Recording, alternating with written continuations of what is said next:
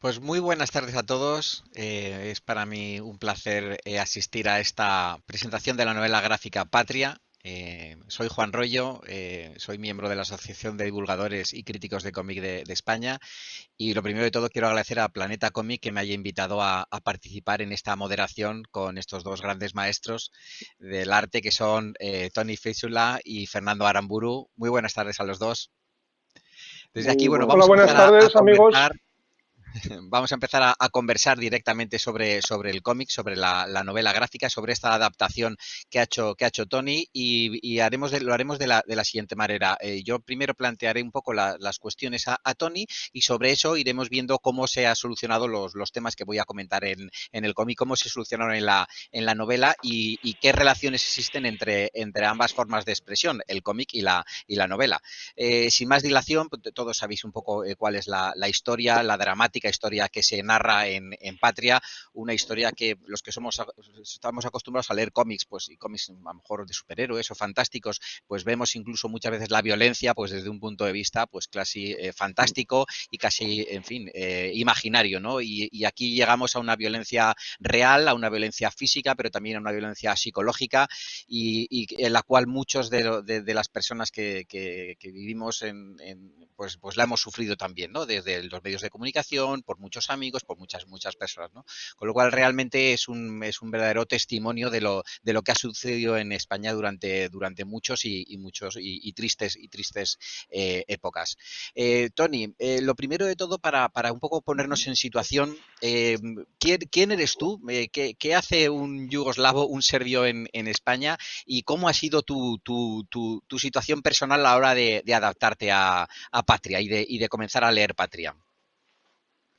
Sí, a ver, yo de hecho, ante todo me gustaría, a ver, no por una cuestión patriótica ni nada de esto, pero prefiero señalar de que soy español, más que nada por el hecho de que llevo aquí, digamos, si se, si se hace un cómputo temporal, llevo aquí como 30 años ya, ¿no? Y digamos que como ahora tengo 40 años, se puede decir que 10 años de mi vida en total los he pasado viviendo en Serbia o bien la antigua Yugoslavia y el resto de tiempo aquí. Digamos que temporalmente estoy más anclado culturalmente a esta tierra, pero y ¿cómo he acabado aquí? A ver, mi padre era jugador de balonmano de Barcelona y ya lo fue en los años 80 y tenemos una ligación, tenemos una relación bastante fuerte con la ciudad porque él, digamos, estuvo un total de 4 años jugando en el Barça, lo cual dio lugar que a partir de los años 90, a raíz del surgimiento bueno, del lamentable surgimiento de la guerra civil en la antigua Yugoslavia, pues ya teníamos una supuesta base de contactos a la que volver para poder emigrar. Digamos que teníamos más opciones para ir a algún otro país, pero ¿por qué no volver a un lugar donde ya nos habían acogido bien y donde supuestamente no se iban a acoger bien otra vez? Y bueno, a raíz de allí pues hice los estudios de la EGB, la escuela, estudié Bellas Artes y después me lancé para trabajar en esta profesión en la que llevo hasta el día de hoy, sin Y moverme Fernando, de la ciudad.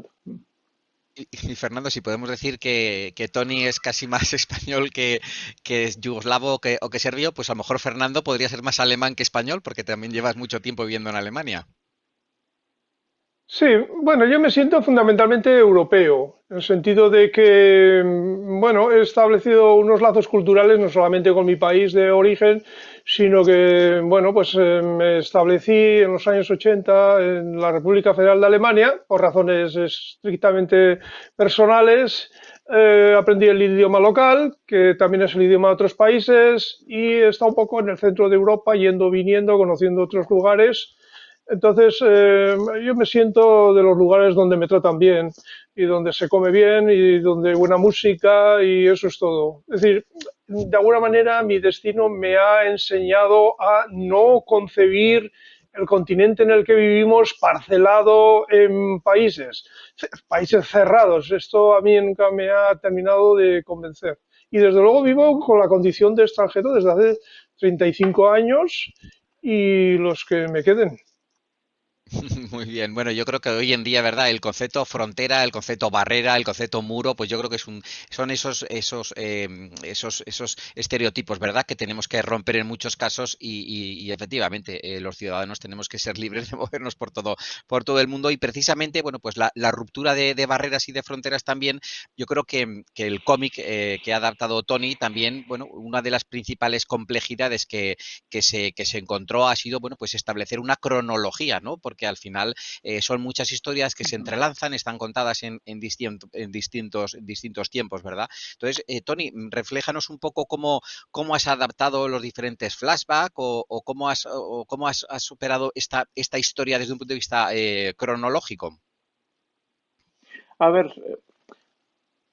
digamos que es muy curiosa la sensación de que el resultado final, según el feedback que me está dando la gente, el resultado final se asemeja mucho más digamos que cuando la sensación cuando uno tiene al ojearlo y a leerlo, supuestamente se está asemejando la sensación a lo que uno ha sentido leyendo la novela original. Lo que no deja de ser para mí bastante interesante porque yo tuve que hacer un proceso de construcción bastante fuerte a la hora de seleccionar qué partes de la novela se pueden transmitir a través de imágenes y qué partes de la novela se pueden dejar en palabras escritas. Mi forma de pensar el cómic es siempre, cuanto más se puede explicar a través de la imagen y si es cae, si únicamente tienes que explicar a través de algo de la imagen, mejor. El texto hablo únicamente de los tebeos, no estoy hablando de otros medios, ¿no?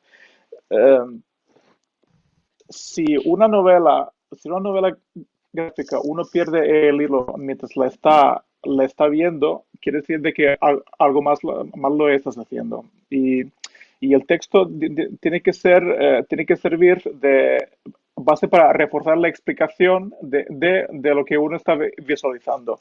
Dicho esto, había un primer proyecto y de hecho estuve manejando esta idea durante bastante tiempo de reconvertir la novela de Aramburu en historia, una especie de ómnibus separado de 9 historietas, es decir, 9 historias correspondientes a cada uno de los protagonistas, siendo el chato, digamos, una especie de fantasma, una especie de protagonista ausente del cual está hablando todo el mundo. Lo que pasa es que al final me iba decantando cada vez más a mantener una forma bastante parecida a la estructura de la novela de Aramburu, porque me parecía, uno, que posiblemente me obligaría a inventarme demasiado, es decir, a reestructurar demasiado y francamente no me sentía capaz de reproducir esta realidad de esta forma. Y por otro lado, sentía que sería como una traición. Sería como una traición hacia aquel público que ya ha leído la novela original y de alguna forma quiere experimentar algo parecido. Aunque insista en el hecho de que si un lector que ha leído la novela original y experimenta algo parecido leyendo mi novela, para mí es un logro porque son dos lenguajes que en el fondo no tienen nada que ver. O sea, digamos que escribir y contar a través de la novela gráfica y poner texto de acompañante son dos formas de expresión que no tienen nada que ver y si queréis después podemos ahondar en el tema y que me parece muy fascinante las diferencias de codificación de los dos lenguajes. Ahora no me quiero extender con esto, pero que conteste Fernando si quiere añadir algo. Sí, Fernando, yo te invito también a que desde el Sí. punto de vista, como muy bien decía Tony, el cómic y la novela son dos, obedecen a dos lecturas distintas, dos construcciones distintas. ¿Qué sensación te produce, tanto como autor de la novela como lector del cómic, ¿no? Haberte encontrado con un lenguaje distinto, con unos recursos distintos que, no sé yo, si tú estás acostumbrado a leer muchos cómics, muchos tebeos, o si te ha sorprendido algún hecho concreto de esta narración, ¿no? De todo el hecho narrativo de cómo ha solucionado Tony este conflicto que tenía en cuanto a narrar tu historia. Bueno, sí, fui durante un tiempo lector asiduo de cómics, llevaba tiempo sin acercarme al género. Bueno, yo tengo que decir antes que nada que, bueno, yo no conocía a Tony con anterioridad, pero sí había recibido algunas muestras de su trabajo, de manera que cuando me propusieron su nombre yo di el visto bueno y ya partía de una confianza. A partir de ahí yo ya no me entrometo para nada en la obra, en las decisiones de un creador. Cuando recibí finalmente el resultado final, me bastó abrir el libro al azar para darme cuenta de que el trabajo era de mucha calidad, con independencia de cómo hubiera contado la historia. La forma como él ha ordenado los episodios, les ha dado una continuidad, ha distribuido pues, los episodios y ha resuelto el difícil asunto del tiempo narrativo, es algo que a mí me ha dejado deslumbrado. Creo que ha sido muy perspicaz a la hora de solucionar gráficamente estas cuestiones que yo también trato de solucionar antes de empezar la tarea de escritor. Él va por un camino que es muy distinto del mío, aunque mi novela le haya servido de base. Yo no intento en ningún momento buscar mi novela en su trabajo. Todo lo contrario. Vamos a decir que entro en un terreno para mí desconocido, aun cuando los nombres y algunas cosas que ocurren naturalmente me resultan familiares. Yo trabajé durante más de 20 años con niños y sé que ellos, como los adultos, trabajan con una motivación mayor cuando entienden que el proyecto es suyo y que no tienen detrás un inspector que está ahí restringiendo sus decisiones, supervisando, etcétera, etcétera. Yo me quito el sombrero, ahora que conozco el trabajo de Tony Feisdula, me parece un trabajo de una enorme calidad. En cuanto a la narración, en cuanto vamos a decir, al dominio del dibujo del color, bueno, eso no lo puedo juzgar, pero vamos a decir que el paladar me dice que eso es de una calidad suprema. Sí, no es habitual, ¿verdad? También esta humildad por parte de un maestro como Aramburu, ¿no? Y que sea tan generoso, ¿no? A la hora también de, bueno, pues de lo que es su obra al final, pues permitir que haya otro autor, otro maestro como es Tony y que la adapte a este nuevo lenguaje que es el cómic. Yo me gustaría ahora entrar también un poco en el tema también una novela tan extensa, con tanta enjundia, con tanta carga social, tan dolorosa para muchos de los lectores que van a afrontar esta obra. Me gustaría ver cómo os habéis documentado, cómo se documentó Tony, luego entraremos también en la propia historia de Fernando, pero Tony, me gustaría saber pues cómo te has documentado. Tú tenías amigos que eran vascos, has convivido, has visitado también el País Vasco. Cuéntanos un poco cómo ha sido este acercamiento más emocional a esta realidad.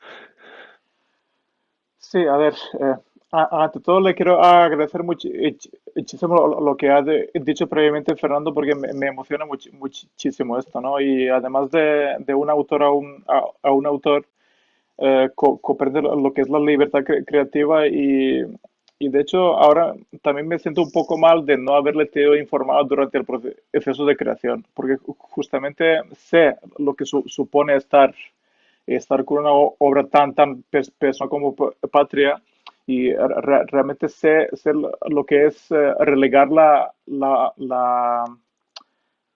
sí, o sea, digamos que a ver, no sé cuál sería para sí,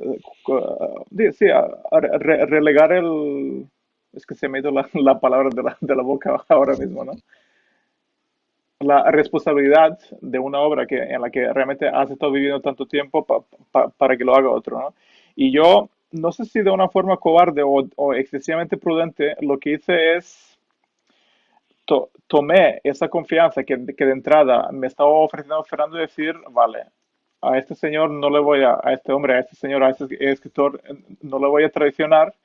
Y justamente lo que ha dicho antes, de alguna forma, y que no quiero que se me malinterprete esto, voy a engullir su trabajo. O sea, me voy a olvidar de Fernando Aramburu. Mi materia prima para decir una verdad será la palabra escrita que él ha hecho. Me olvido de Fernando, él no existe, ni siquiera existe la serie de televisión. O sea, quiero justamente porque me parece que mayor grado de respeto hacia una obra es convertirla en tuya propia. Esto no es una apropiación por mi parte, es dignificar la obra, la obra original, haciéndola tuya, interiorizándola, porque así es la única forma de dar lo máximo que puedo en la obra que yo después expuso de mí. O sea, esa obra que estoy regalando al lector. Yo no sé si se me entiende el concepto un poquito. El hacer tuyo la obra no es robar nada de nadie, es si puedes demostrar que a tu manera lo has entendido y buscarás dentro del lenguaje de una adaptación, del lenguaje de cómic, cuáles son todos los mecanismos que eres capaz de crear a través del lenguaje de novela gráfica, todos los mecanismos que eres capaz de inventar para poner a servicio de esta reinvención. Y ahora pues me halaga muchísimo esto que ha dicho Fernando de que le haya gustado porque de alguna forma no me equivoqué en la valoración, ¿no? Y además es perdón que me extienda, Juan, pero es que tengo que decirlo así. Es el lirismo que tiene claro, realmente se habla, yo creo que de entrada Patria ha tenido muchísimo éxito porque realmente cala muy hondo sobre una temática y habla de una gente, de las víctimas que en este país no se ha tratado también. Y yo creo que es la primera vez y además en la misma novela aparece Fernando para decírnoslo, cuáles son las motivaciones que ha llevado a hacerlo. Es decir, no se trataba de hacer una crónica sobre ETA, se trataba de hacer una crónica intimista de la vivencia de ETA. Y digamos que entenderlo de esta forma, eh, yo lo que dije es, existe una serie, ¿vale? Que serie es básicamente lo que va a hacer la gente es ver en la serie, dar vida a los personajes que uno cree que está leyendo en la novela. Yo lo que he pensado es que existen ciertos recursos, si se puede decir, de gramática de la novela gráfica, existen ciertos recursos visuales, ciertos recursos narrativos que tan solo puede ofrecer una novela gráfica.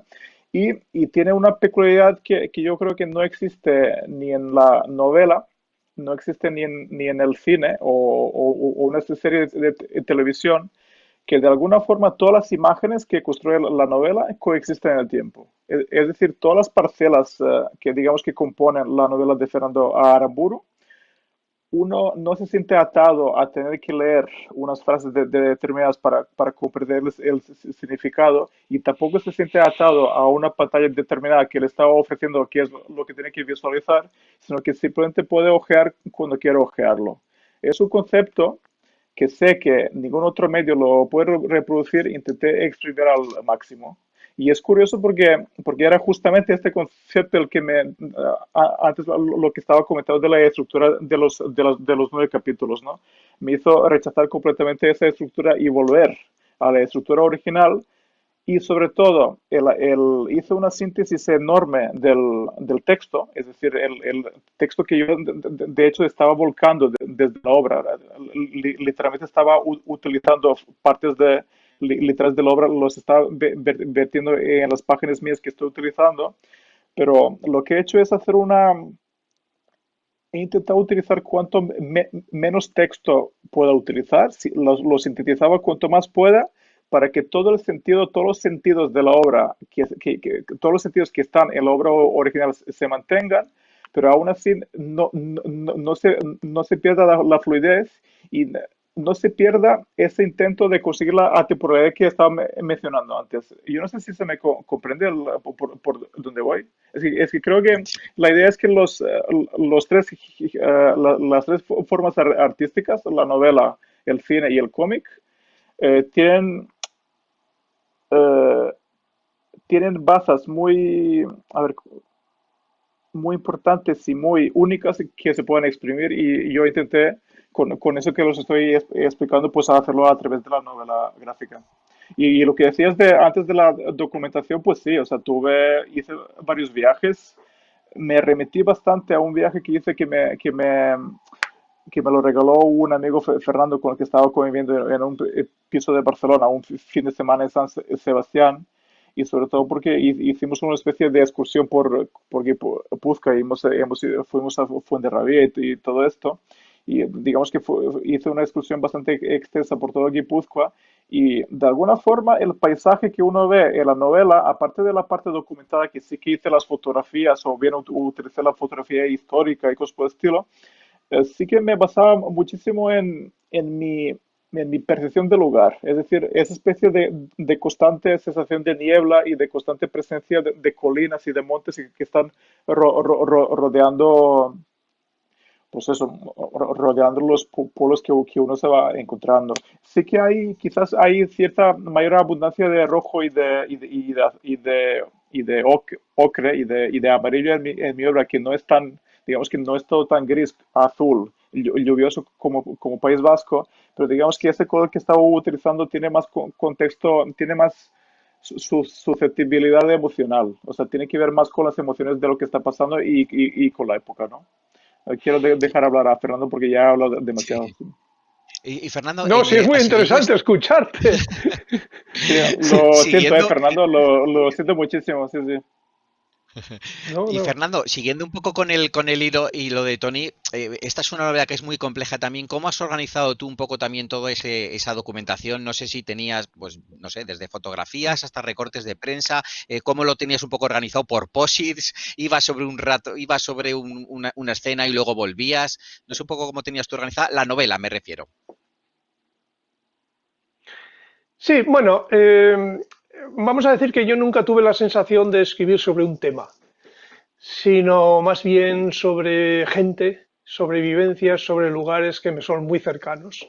No por nada, sino porque yo nací en el País Vasco y además pues he estado muy cerca de este fenómeno de la violencia y de otros muchos fenómenos, porque mi novela, como habrá comprobado cualquiera que la haya leído, va de vidas privadas, va de sentimientos, va de enfermedades, de viajes, de trabajo, de problemas familiares, de comidas, ayunos, cena y también, naturalmente, de la violencia, pues porque está allí, estaba allí y afectaba a todos. Entonces vamos a decir que ya una gran parte de lo que ahí se cuenta, yo lo he vivido, lo he visto muy de cerca o me lo han contado, ha afectado a personas conocidas, he escuchado a este, al otro, al de más allá, aunque viviera desde hace largo tiempo fuera del lugar, esto pues me daba cierta perspectiva para escuchar a unos, a otros, para ver cómo repercutía lo que ocurría allí en otros lugares.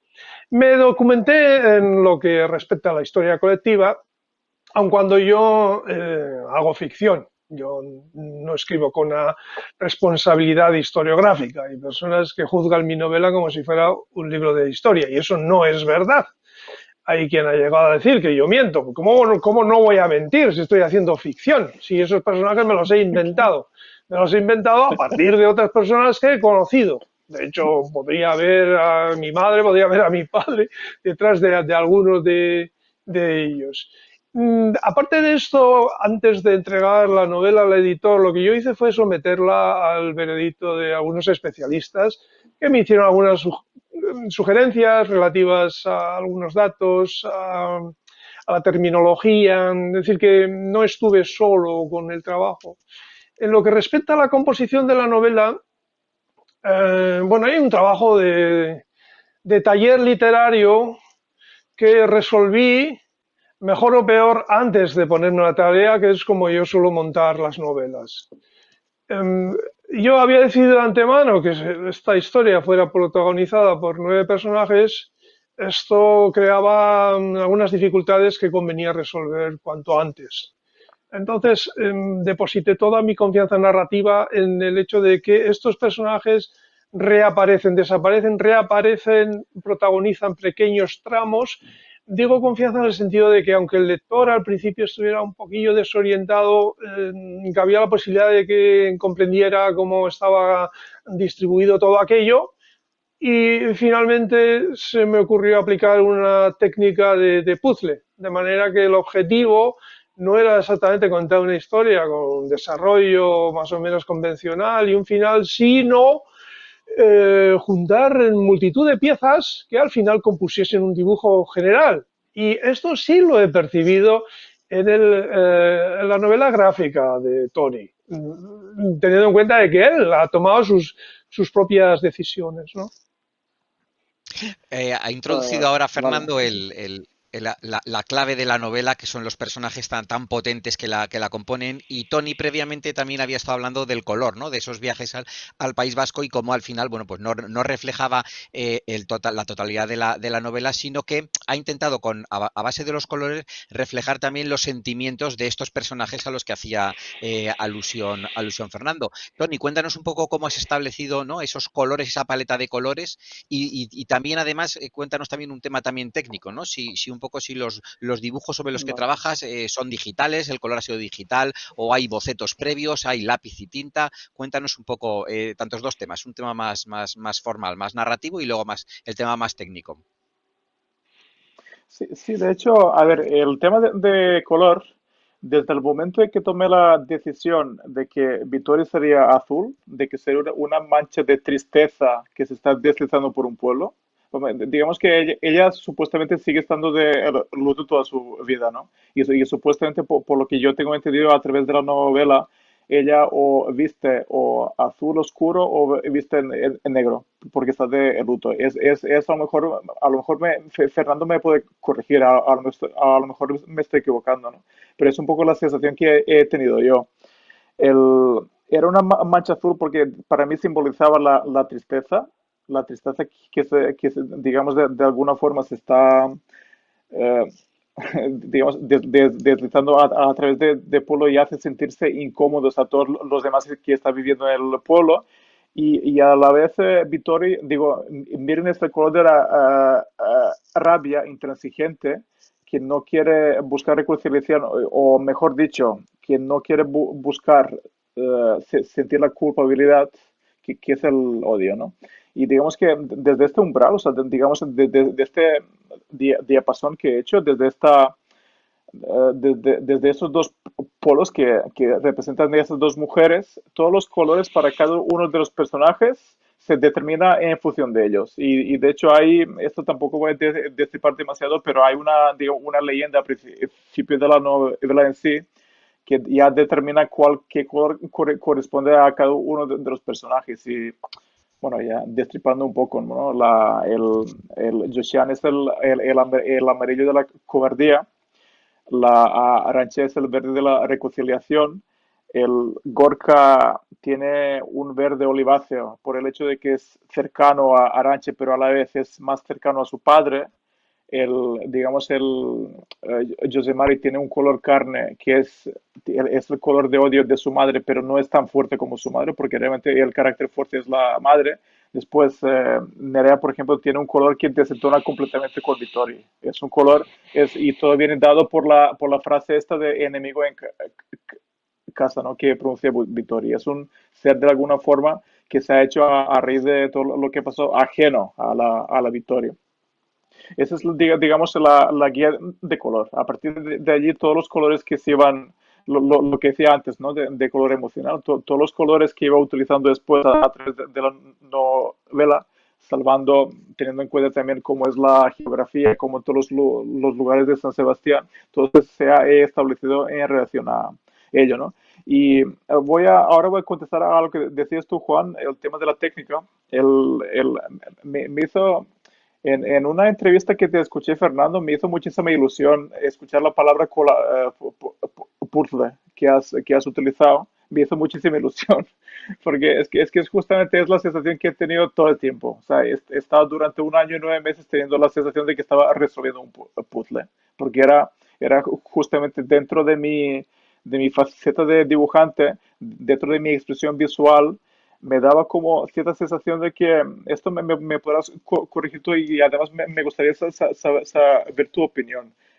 Me daba la sensación de que tú tenías una disciplina, como has declarado tú, de trabajo bastante fuerte, pero a la vez se me antojaba de que realmente no lo hacías de una forma cronológica, ¿no? Sino que digamos que funcionabas, me daba la sensación, ¿eh? Y esto, si me quieres explicar, me gustaría muchísimo, ¿no?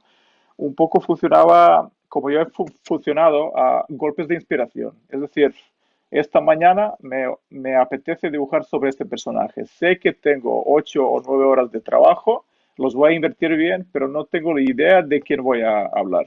Y realmente hay un momento que, no sé, después de un paseo o lo que sea, que te surgió la chispa de que quieres trabajar con este, ¿no? A lo mejor te interesa determinar un asesinato o quieres, te has acordado de que hay esa viñeta donde hay unas imágenes de Gotinga que puedes aprovechar y a partir de ese, digamos, todo se va enlazando y al final te das cuenta que has, por ejemplo, resuelto 4 páginas. Pero lo más curioso, y es allí la importancia de la libertad creativa, antes de hacer esto, no sé de antemano nunca lo que voy a hacer. A lo mejor yo pretendo intentarlo, pero al final jamás lo he conseguido. Y en ese sentido me gustaría saber después me lo dirá Fernando si para él un poco de escribir fue esto, ¿no? Y lo que me estabas preguntando, Juan, lo hice con ordenador, esencialmente es un trabajo de ordenador hecho a la manera de que parezca que esté hecho, que sea una mezcla de técnicas, ¿no? Y utilizo muchísimos filtros de acuarela, de anilina, de acrílicos y tal, para dar esa impresión, lo cual no quiere decir de que esté camuflando, de que sea ordenador. Más que nada quiero, y además esto me entrego con con la nueva línea de dibujantes que está surgiendo de novela gráfica, que tiene muy claro de que no quiere camuflar de que eso está hecho con ordenador. Pero ahora bien, la misma versatilidad de picotear de diferentes técnicas manuales, lo intentamos aprovechar al máximo. O sea, me englobo dentro de ese grupo. Hablo del grupo de Gigi Cavenago, de Thomas Campi, de todo el grupo italiano post-Jeep y post... a ver cómo lo digo. Es que hay muchísimos hoy en día. Hay un chaval que todavía está trabajando en manual, pero que digamos que eso que es otro de esos que yo encuentro englobados dentro de esto y que creo que a Fernando, si se quiere reincorporar a la novela gráfica, allí encontrará unas lecturas muy interesantes. Manuel Fior se llama, que me parece absolutamente espléndido, que ha hecho unas adaptaciones de Arthur Schnitzler que son absolutamente esenciales y unos guiones propios. No digo que lo que hago yo estilísticamente se parezca a él, pero digo que está a nivel de novela gráfica, está surgiendo a mi modo de ver, una nueva sensibilidad y yo quiero formar parte de ella. Y, y no sé si te he contestado, Sí, creo sí, que más perfecto, o menos sí. sí. Yo de hecho ahora ya, y también ahora con Fernando un poco con esa definición, bueno, lo primero de todo, aprovechar ya la invitación de Tony para que animara a Fernando a que siga leyendo, pero también a invitarle a que piense también en formato de Sí, sí, cómic y, ¿por qué no? Pues tenemos aquí un guionista también en ciernes, ¿no? Es un lenguaje distinto, pero desde luego los guionistas son, en fin, son muy preciados en el mundo del cómic, con lo cual también invitamos aquí a Fernando a que se una, ¿no? No solamente como lector, sino también como guionista de cómics, ¿no? Pero siguiendo con el tema de los personajes, que yo creo que es uno de los grandes aciertos también de la novela, ¿no? Fernando, ¿cómo los... Tú, lógicamente, claro, con el color no los pudiste definir como ha hecho Tony, pero sí que a lo mejor con las profesiones, ¿no? Con los caracteres, ¿no? ¿Cómo los trabajaste esas personalidades que al final esconden, desde luego, unas víctimas, en muchos casos, pero y también verdugos, ¿no? ¿Cómo los trabajaste estos personajes, la definición de estos personajes? Bien, para empezar los elegí desde el principio, a la manera como el jugador de ajedrez coloca las piezas con las que luego va a jugar. En principio son solamente unos nombres, que por cierto algunos de ellos los cambié en el curso del trabajo.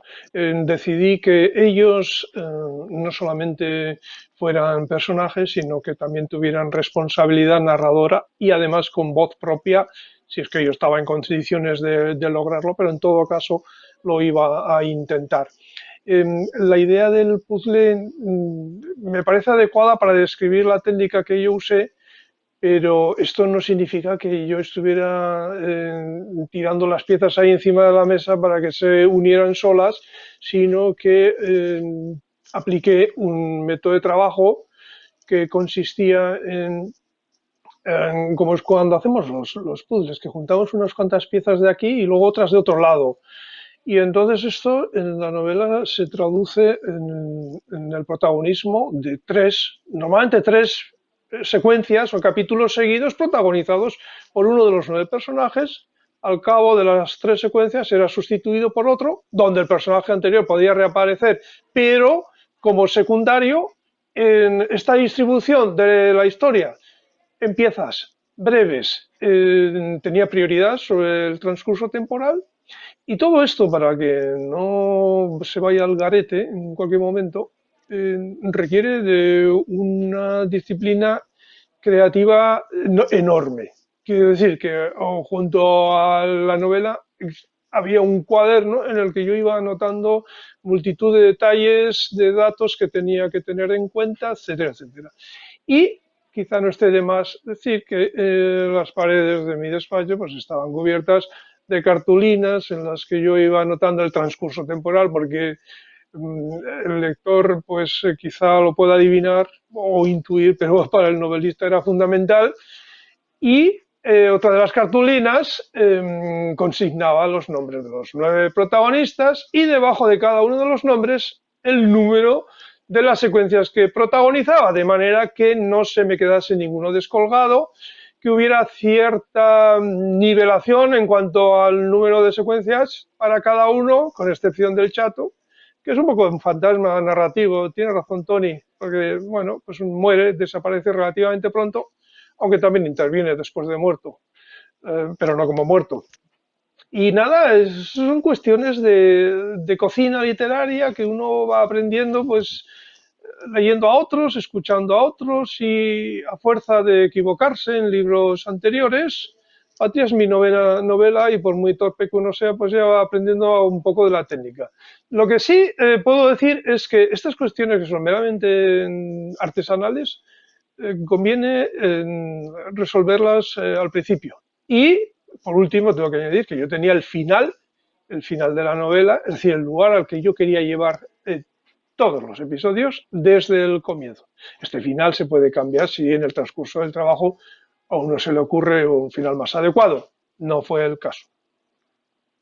Pues aprovechando las palabras de Fernando, vamos a retomar un poco también las preguntas de muchos escuchantes que tenemos aquí en esta videoconferencia. Y en concreto hay una persona que precisamente le pregunta a Tony si le es coherente el final que Fernando planteó en la novela, o que si Tony hubieras hecho otro final. Nos pregunta. Y al hilo de esta pregunta también, si hubiera alguna parte de la historia que has tenido que modificar considerablemente, o si ha sido más bien fiel al guión de la novela, de la original. Tony. Yo creo que es un imposible decir que seas fiel a una novela, porque una novela es una vivencia interior. Digamos que yo fui fiel a mi impresión de la novela. O sea, que digamos que a lo mejor la persona que lo estará viendo, a lo mejor estará diciendo, pues esto no me lo he imaginado de esta forma, esto lo ha tratado como no, este personaje no se parece demasiado. Digamos que sí que soy me he mantenido muy fiel a mi impresión de la novela. Sí que he cambiado de lugar de algún capítulo, porque la estructura básica era, mira, en un please explicaré la estructura básica. Son, por cada capítulo, como son 125 capítulos y la extensión apalabrada eran de 250 páginas, por cada capítulo me otorgaba 2 páginas, ¿no? Es decir, sintetizaba las imágenes que tenía que explicar cada capítulo en 2 páginas, que ya podéis entender que es una síntesis grande, pero es posible. O sea, y además he aprendido, a través justamente de hacer estas páginas, de hacer esta novela, que aquello que dicen que a- a- es que realmente a través de la imagen se puede decir muchísimas palabras caben en una imagen. No voy a decir la fórmula manida esta de que una imagen vale 1000 palabras, porque no es cierto, porque la palabra entra de una forma más honda, pero que digamos que la habilidad de síntesis que uno aprende al estar obligado a meter un capítulo entero en 2 páginas es enorme. Y tengo la impresión de que, a grosso modo, no he dejado nada fuera y ni he cambiado nada. He cambiado quizás de lugar de algo, y referente al final, de hecho también hice esto, para digamos que toda aquella estructura final, que tampoco voy a revelar. Hay una estructura final que realmente no está explicada de tal forma en el libro, que tiene que ver con el personaje de José Mari. Yo lo que he hecho es, porque me pareció muy, muy importante ese detalle, que realmente a través de palabras queda como diseminado a través de varios capítulos, pero yo quería hacer una especie de crescendo visual. Esto, yo no sé si, si esto se puede decir que es un cambio de la novela a la novela gráfica, pero sí que es verdad que hice muchísimo ahínco en todas las fases emocionales que pasa Josemar al final, ponerlas en un orden, digamos, bastante poético. Por mi parte, que cambia lo que está estructurado en la novela para después volver a dos capítulos finales del libro en sí. Es decir, el final este que son, yo creo que son 4 páginas que están representando qué hace cada uno de los personajes, cómo se van encontrando delante de la iglesia, con el bicicleta y esto, digamos que a medio camino ya las tenía hechas esas palabras, digo, esas viñetas, esas páginas, y ya las tenía determinadas para saber que toda la novela, todo el collage que estuviera construyendo antes va a ir en función de esa especie de catarsis de José Mari y sobre todo de lo que, no voy a decir el qué, de lo que pasa con Vittori y de cómo acaba todo al final para que al final se parezca muchísimo a la impresión del libro. Y bueno, Y Fernando, no sé si tengo que nos decir nada más pregunta al respecto. sí, Fernando, nos pregunta también otra persona que cuál de tus libros crees que también podría ser adaptado a una novela gráfica. Pues no sé realmente qué responder, pero por ejemplo, Años Lentos me parece realizable como novela gráfica. No solamente por la historia en sí, sino por el hecho de que transcurre en una época, en un lugar que creo que daría lugar a una serie de imágenes. Pero vamos, esto lo repentizo ahora, no había pensado en ello. Y nos pregunta también Tamara que cuántos libros te has podido leer, Fernando, o cómics, lo metemos todo en el mismo saco, en tu vida. Y la misma pregunta luego para Tony. Tengo que volver al asunto de los cómics que yo leía antes con gran cantidad, pero es que no doy abasto a leer todo. De hecho, recibo más libros de los que puedo leer. Lo que sí puedo decir a esta persona que hace la pregunta es que hacia las 8 de la tarde yo me siento a leer todos los días, renuncio a la televisión, renuncio al cine, porque todo no se puede abarcar, y más o menos a las 11:30 de la noche apago la luz y vamos a decir que dedico un gran espacio a la lectura. La lectura para mí no es una actividad pasiva. Mientras leo, tomo notas, se me ocurren otras cosas, ideas para mis propios textos. Eh, He dicho alguna vez y lo repito porque estoy convencido de ello, que un libro no es solamente lo que contiene, sino también lo que pensamos, lo que evocamos, lo que sentimos mientras lo leemos. Y a mí la lectura me produce un enorme placer y por tanto persevero en ella. ¿Había Tony, otra ¿tú pregunta? cuántos libros? Ah, No, no. para Tony, es la misma para Tony, que cuántos cómics o libros en su conjunto se había leído en su vida. No, es más, no soy, hoy en día no soy nada lector de cómics, no por el hecho de que no me gusta leer, pero es curioso, yo creo que mi época de lector empedernido de cómics acabó hace años. Ahora digamos que lo que hago es filtrar bastante más lo que estoy leyendo y por otro lado soy muy, tengo cierta tendencia a quedarme enganchado a lo que me gusta y para no, digamos, contaminar esa especie de juegos estilísticos en los que estoy como muy metido, intento no leer demasiados cómics, pero sí que leo bastante el libro y obra de ensayo, ¿no? Cosillas así que tienen que ver con determinadas épocas. Es decir, leo más libros que no te veo. No, a ver, que no se me malinterprete. Lo que más quiero en la vida es hacer cómics, pero justamente, por ejemplo, para las cosas que estoy preparando, prefiero antes leer libros o ensayos que me creen imágenes y interiores, porque se trata de crear imágenes dentro de ti, porque es el único medio de expresión que lo puede hacer es la novela. Es un poco justamente el mérito de la habilidad de Fernando es pintar a través de las palabras, ¿no? Es decir, hay un gran contenido de mensaje, pero como cualquier gran novelista, te pinta imágenes en interior. Y es lo que estoy buscando a través de lo que estoy leyendo, ¿no? Mira, curiosamente el último que leí es El mundo de ayer de Stefan Zweig, que no lo había leído, que me parece absolutamente impresionante y bueno.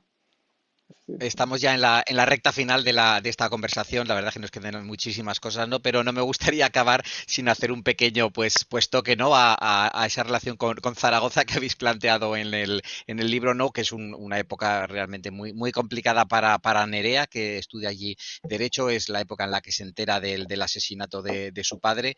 Y Fernando, ¿qué relación tienes tú con Zaragoza y con su universidad? Pues una relación parecida a la de Nerea. Antes que me preguntaste cómo me he documentado, yo viví durante 3 años en Zaragoza, los mejores años de mi vida. En Zaragoza conocí a mi mujer alemana. En Zaragoza me licencié en filología hispánica. En Zaragoza dejé amigos que todavía tengo.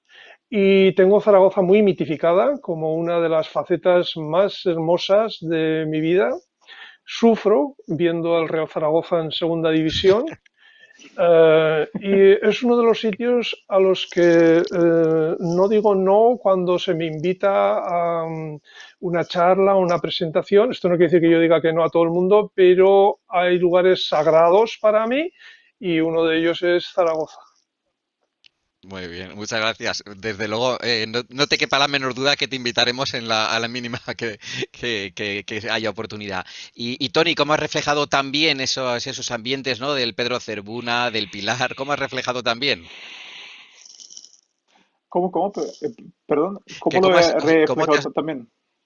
sí, las calles por las que No, discurre Nerea sí, en a ver, Zaragoza y básicamente era cuestión de ir un fin de semana y dar un paseo viendo un poco, analizando por el mapa, viendo en el mapa las calles, hacer un par de fotografías. No utilizaba referente fotográfico, realmente al final sí que de vez en cuando, mira, o lo voy a confesar, lo que hacía era tanto en Zaragoza como en el pueblo que me imagino que tengo entendido de que se ha inspirado Fernando para hacer, para que sea el pueblo, pueblo de Vitoria y de Chato. Lo que hice siempre es dar un paseo, tomar apuntes y después, si notaba que me faltaba información, lo que hacía era perfectamente con el Google Maps. O sea, puedes dar paseos perfectamente. Y además tenemos, mira, y también es otra razón por la que de alguna forma rechazo la novela gráfica realista, porque yo entiendo que el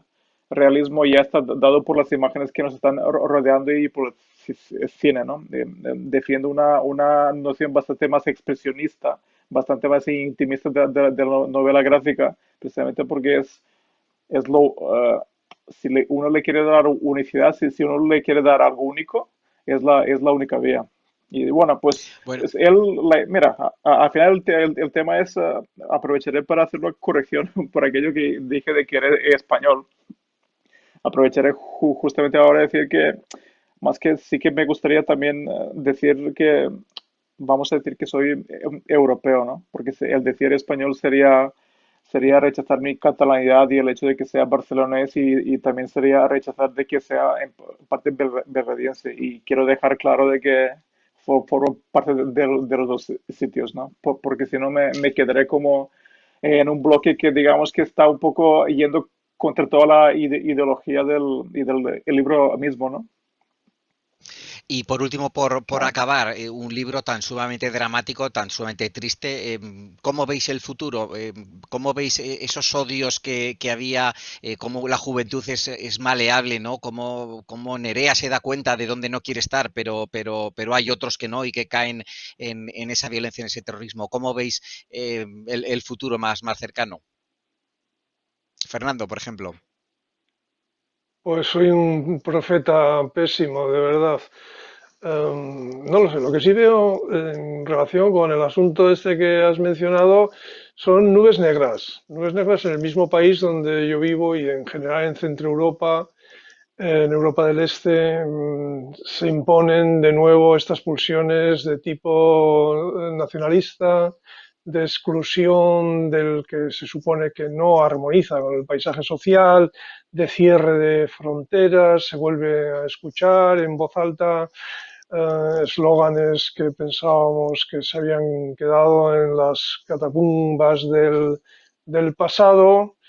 Um, en fin, no quiero alardear de pesimismo, pero la pregunta me pilla en unos momentos en que empieza a formarse en mí inquietudes que yo pensaba más o menos superadas después de las catástrofes que vivió nuestro continente en el siglo XX. Tony, ¿qué piensas tú?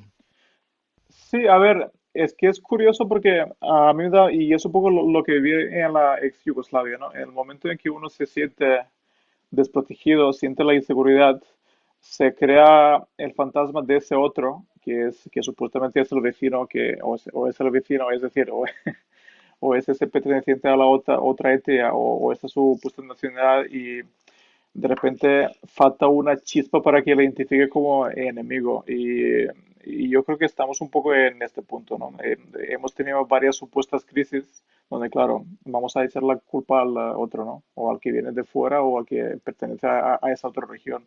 Y claro, son, son, esa especie de pugnas sectoriales que no tienen ningún sentido. Yo, sí, desde mi más absoluto cosmopolitismo que he intentado de alguna forma señalar antes, pues realmente me lo aborrezco bastante. Y además, sí, sí, es que lo dije muy claro en el epílogo del libro, desde que existo no.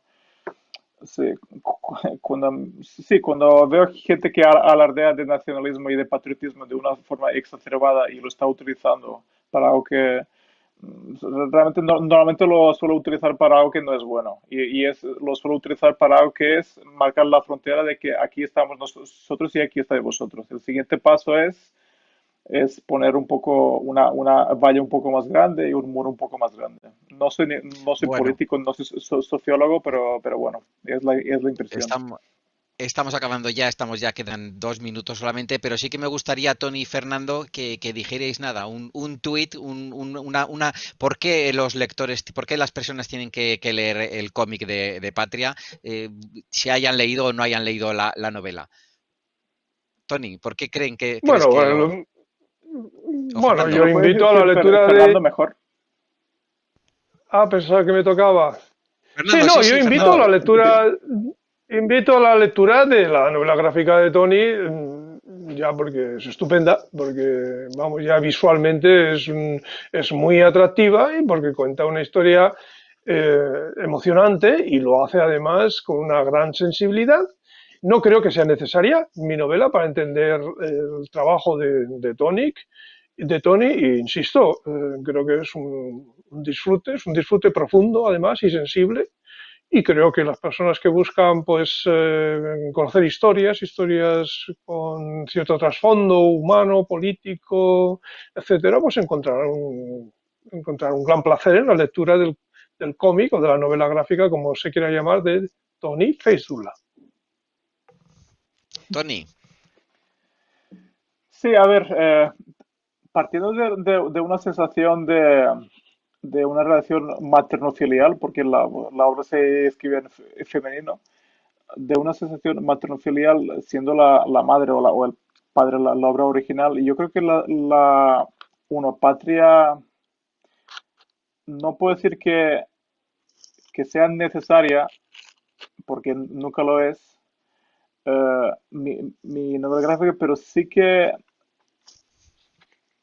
he hecho una interpretación emocional de lo que uno vive leyendo la novela de Fernando Aramburu, en la que literalmente he puesto todo lo que tengo. O sea, yo no sé cómo, si el resultado les va a gustar, pero de lo que absolutamente no tengo ninguna duda de mi absoluta dedicación, mi editor lo sabe perfectamente, de no quería traicionar el legado de este libro porque yo creo que la obra original tendrá un legado. Quería hacer una vivencia emocional profunda, quería dar una vivencia emocional profunda que conecte con muchísimos espectadores, digo, pues, bueno, pues Tony, lectores. Tony y Fernando, un placer estar con los dos. Yo sí que creo que la obra, tanto el cómic como la novela, es obligatoria. Yo creo que se debería de poner como obligatoria en los colegios, en los institutos, porque refleja una parte muy triste de la historia de España y yo creo que nos tiene que animar a ver el futuro con optimismo y desde luego a no caer en los errores y a cuidar a nuestra juventud para que no caiga en el drama que ha habido y bueno, que al final pongamos a las víctimas en el pedestal que merecen, en el honor que merecen y que bueno, pues que los verdugos pues se arrepientan y sean capaces de entender todo el daño que han causado. Tony y Fernando, un placer encontraros y os invitamos a los dos a Zaragoza próximamente. Muchas gracias. Encantados. Un placer, Igualmente, Juan. un abrazo. Un abrazo fuerte.